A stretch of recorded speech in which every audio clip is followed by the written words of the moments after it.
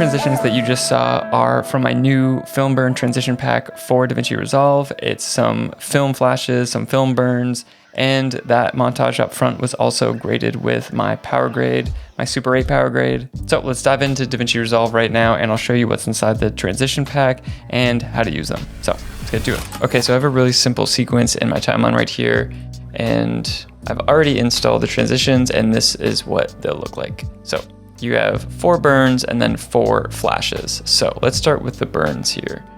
So I'm gonna take number 1.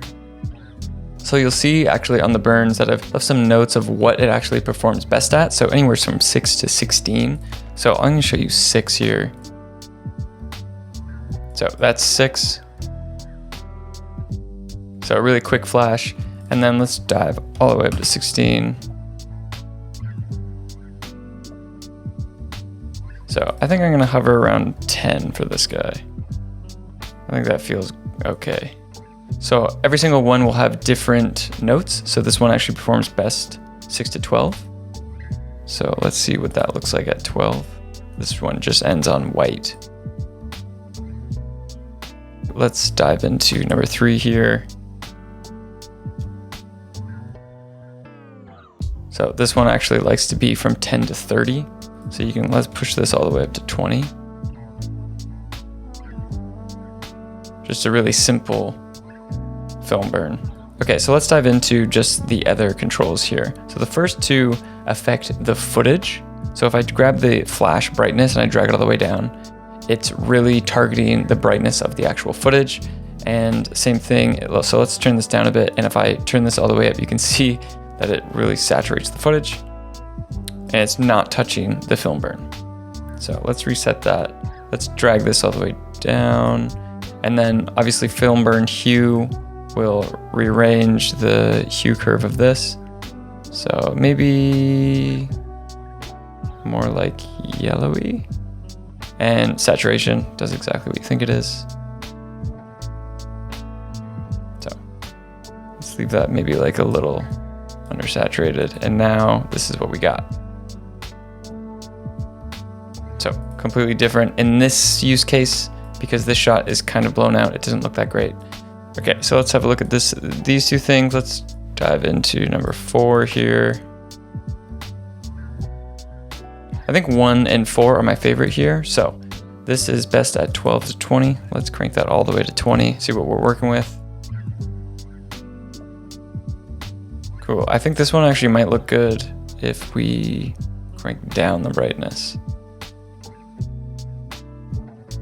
Maybe not that much. You can see all the dirt on my lens or sensor there. Okay. Yeah, cool. I think that looks good. Okay, now let's dive into the flashes. Sometimes when I'm editing, what I really like to do is do some jump cuts like to the music. So if we were to take something like this, me kind of walking over here and about to climb up, let's turn off the effects for a second. So I would essentially jump cut this to the music maybe. So unlike the burns, I think the flashes, in my personal opinion, look better when they're like really quick. So let's dive into number 1 here. So for me, I think anywhere from like 4 to maybe like 10 frames, 4 to 12. Okay, I put 4 to 12. Okay, but you can see this is at 15. And I'm really trying to mimic that film look. So 6, I don't like that out point.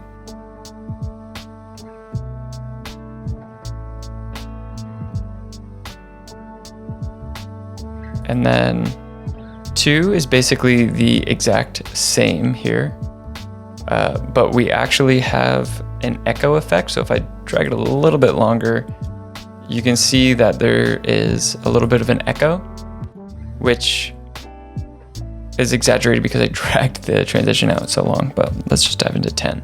So this will actually be a little bit faster, but that's the differences between 1 and 2, and then 3 and 4 have a similar effect. I think this looks pretty good. I think I'll actually even drop it further, maybe 8. So we now have like a little bit of a stutter here. So now if we dive into the side controls, we got some familiar stuff just like the film burns. So The highlights will affect the highlights. Obviously the shadows in midtones. So I've tried to pick like a little bit of a middle ground here of just like what will work on most footage, but you'll probably have to dive into the settings depending on what your footage is and what your exact use case might be. So for me, I actually think this is pretty good. I might dial back the brightness a little bit. I'm gonna push the highlights a little bit more and bring maybe the contrast back a bit. Okay, so this is what I've come up with at the end here. So I'll show you number 3 here, best 4 to 12 frames. So let's go 10, somewhere in the middle. A little long, maybe 8. So I have the highlights pretty blown out right now. If I dial them all the way back, you can see there's a glow happening on the left side and the top right corner. So I can actually choose, maybe I want it to be blue. That is now going to replace that.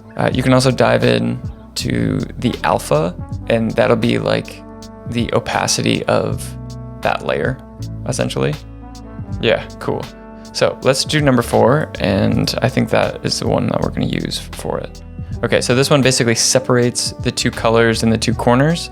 So I think we'll do like a yellow. Okay, first let's dial back the highlight so we can see the colors. So let's come into the film burn. Let's pick maybe a green over here. And for the other color, let's pick a yellow. Maybe this guy up here. Cool, I like that. So let's dial in the highlights, maybe somewhere around there. And I'm gonna blow out the midtones again because most of the scene is midtones. So this is what we'd be left with. Okay, that's a quick look at the film burn transitions. You can download them in the description below. And if you use them, I hope you have fun with them, and I'll see you in the next one.